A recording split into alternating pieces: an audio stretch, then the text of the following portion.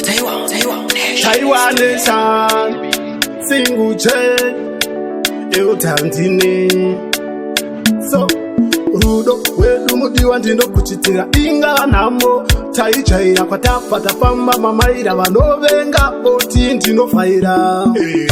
Uwe, Mwana mnonditira, zimwe nguva zvandofila, uzipandizipo. Ona uwe, Mwana mnonditira, zimwe nguva zvandofila, uzipandizipo.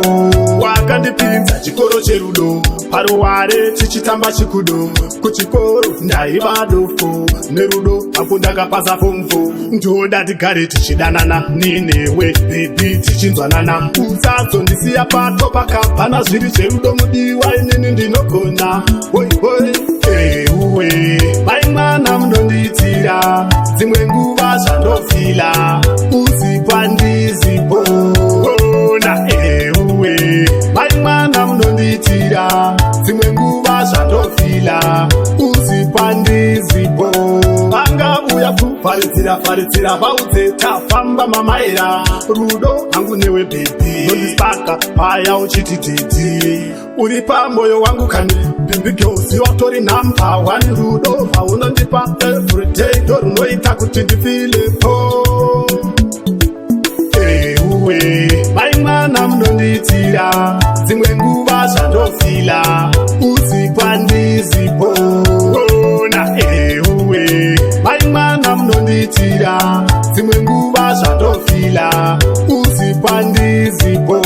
Wakandipinza chikoro cherudo, paruware chichitamba chikudo, kuchikoro ndaiva dofo, nerudo apo ndakapasa fomfo. Ndoda tigare tichidanana, ninewe baby tichinzwanana. Usazondisiya pato pakapana, zviri zverudo mudiwa, inini ndinogona. Hoi hoi, uwe, Mwana mnonditira, zimwe nguva zvandofila, uzipandizipo. Ona uwe, Mwana mnonditira, zimwe nguva zvandofila, uzipandizipo. Vanga uya kufaridzira vaudze tafamba mamaira, rudo hangu newe baby, nondisaka paya uchiti titi. Uri pamoyo wangu kani baby girl, siwatori number one, rudo vaunondipa everyday, ndorunoita kuti ndifile po. Uwe, Mwana mnonditira, zimwe nguva zvandofila, uzipandizipo. Ona uwe, Mwana mnonditira, zimwe nguva zvandofila, uzipandizipo.